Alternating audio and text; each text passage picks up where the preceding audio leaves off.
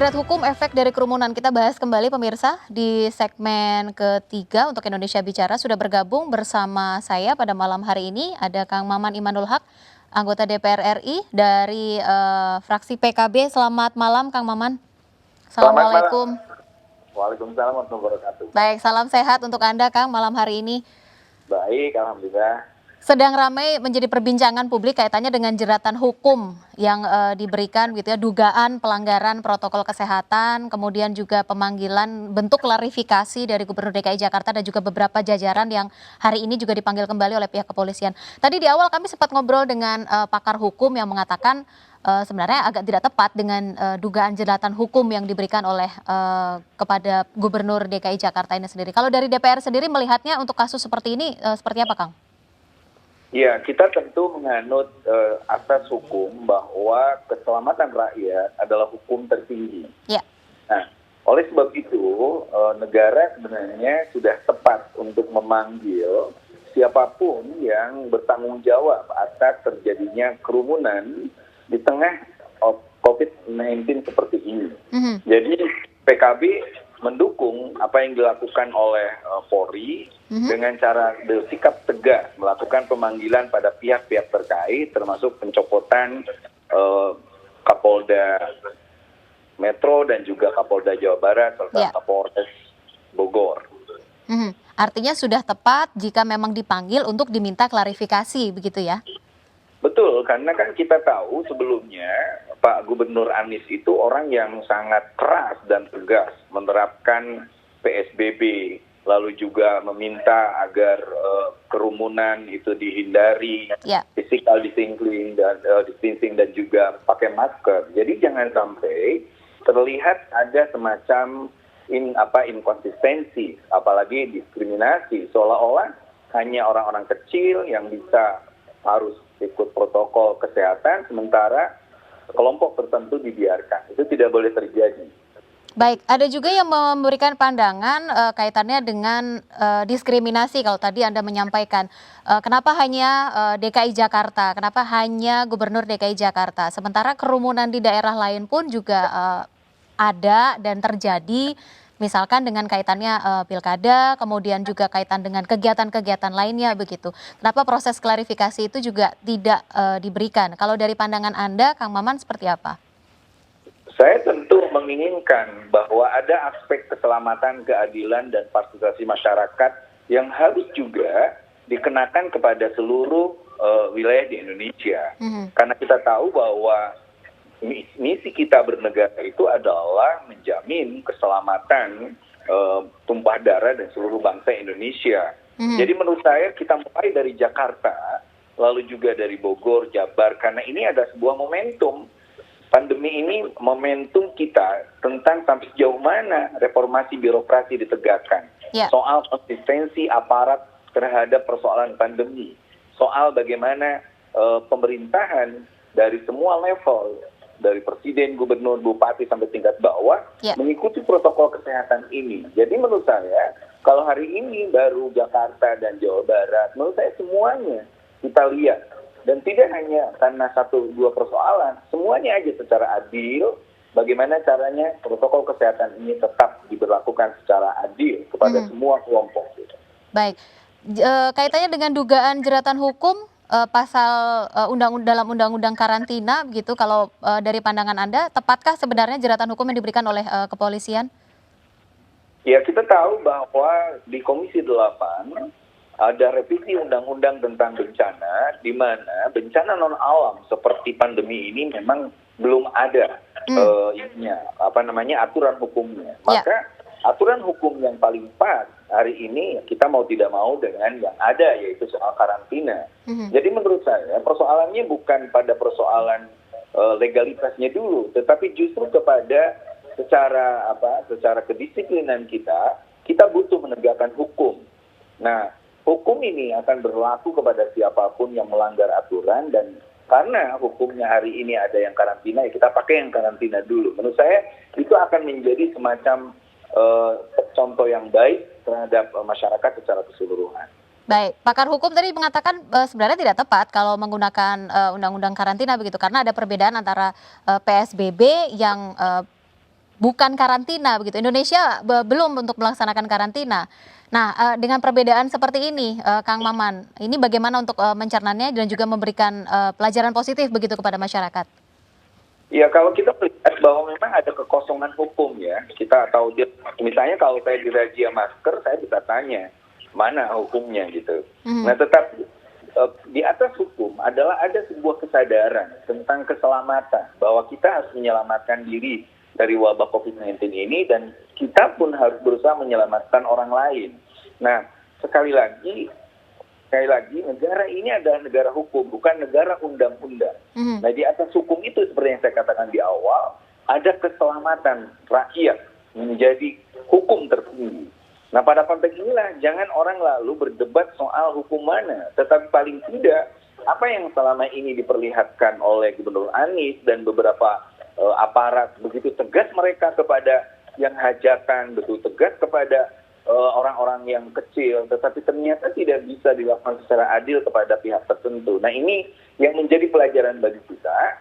Upaya yang dilakukan oleh Polri adalah sesuatu yang menjadi starting movement sebelum terjadinya gelombang kedua pandemi yang menurut saya lebih berbahaya karena tidak diberi terjadinya inkonsistensi aparat itu sendiri.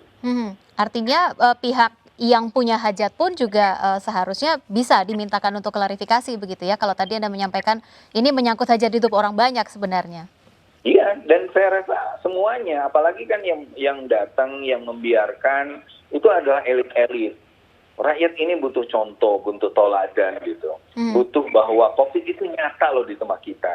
COVID itu merenggut orang-orang yang kita cintai. COVID itu membuat para medis berjuang keras di garda depan. COVID ini membuat murid-murid terpaksa tidak masuk sekolah. Kita bekerja di rumah.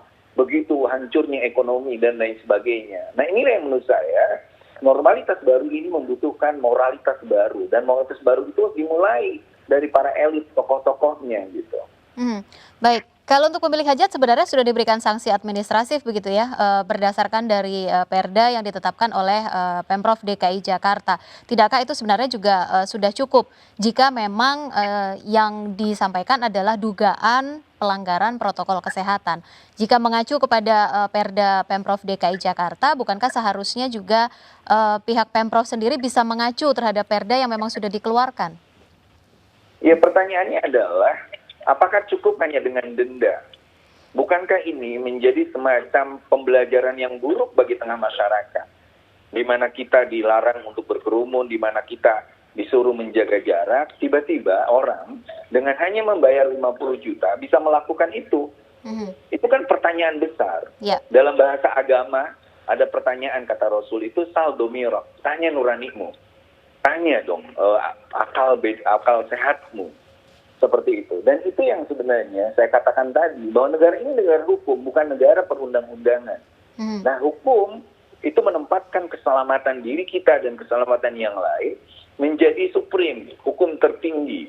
Dan mau tidak mau, drama tentang denda, drama tentang makanya itu harus dihentikan.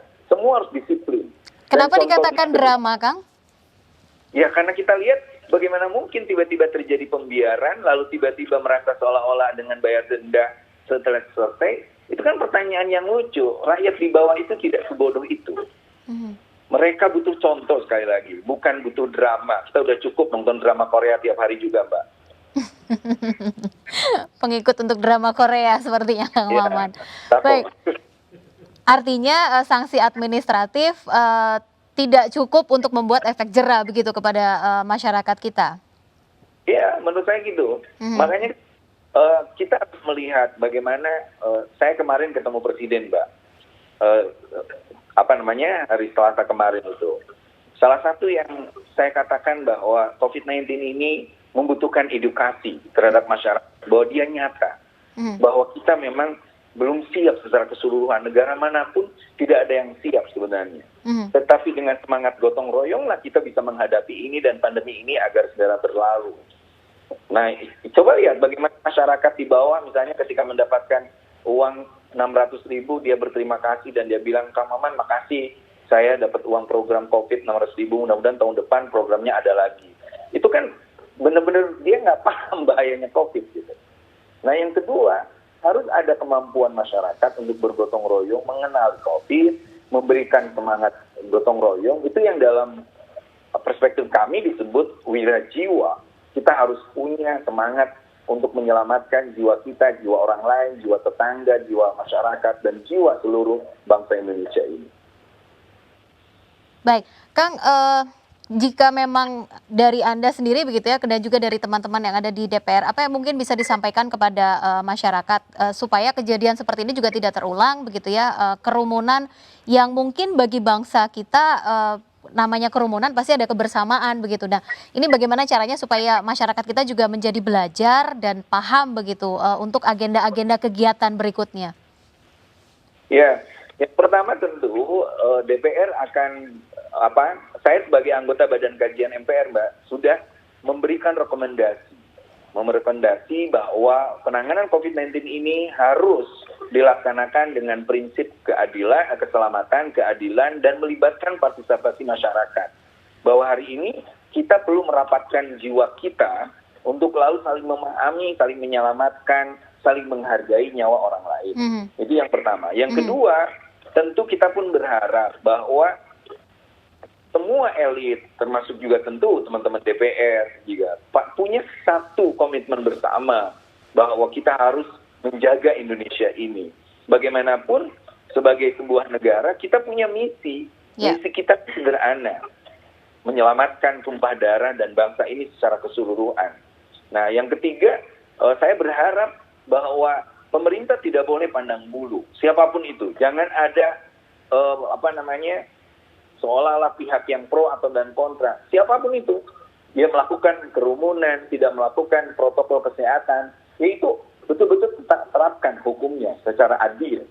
Dan mudah-mudahan ini menjadi presiden terakhir saja, pelajaran besar dari kita, sehingga di daerah orang akan betul-betul hati-hati. Dan Polda manapun, Polres manapun, mungkin bisa dicopot dengan gampang karena mengabaikan upaya kita untuk menyelamatkan negeri ini dari COVID-19. Baik, tadi dikatakan Indonesia sebenarnya belum ada untuk karantina, namun saat ini yang sedang berjalan adalah PSBB begitu ya, pembatasan sosial berskala besar. Apakah memang ini sudah cukup efektif, Kang, kalau menurut Kang Maman dan juga teman-teman di DPR untuk pelaksanaan PSBB yang ada di Indonesia? Karena untuk peningkatan kasus juga masih tetap ada begitu ya dengan kondisi seperti ini. Saya lihat ya, di awal-awal Pak Gubernur Anies ini lebih tegas. Bahkan dia meminta bukan hanya PSBB kan ketika itu, tapi lockdown.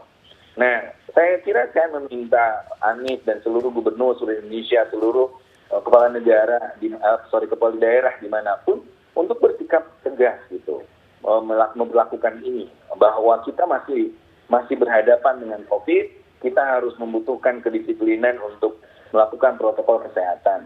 Nah, yang kedua, kita jangan terpaku kepada perundang-undangan, tetapi lebih kepada kesadaran soal kedisiplinan itu. Jangan ada korban lain yang berjatuhan gara-gara COVID-19 ini. Baik, Kang Maman, terima kasih untuk waktunya pada malam hari ini. Semoga juga bisa memberikan informasi berarti kepada masyarakat. Artinya hukum tidak pandang bulu begitu ya. Pemerintah juga harus tegas, kepolisian juga harus tegas. Siapapun yang dianggap untuk melanggar kaitannya dengan dugaan protokol kesehatan juga harus diberikan tindakan yang sama. Begitu kira-kira Kang Maman ya? Betul, Mbak Brita. Terima kasih. Baik, terima kasih Kang Maman. Assalamualaikum, selamat malam. Salam sehat untuk Anda. Baik pemirsa, kita masih punya satu segmen lagi di Indonesia Bicara. Kami akan lanjutkan sesaat lagi.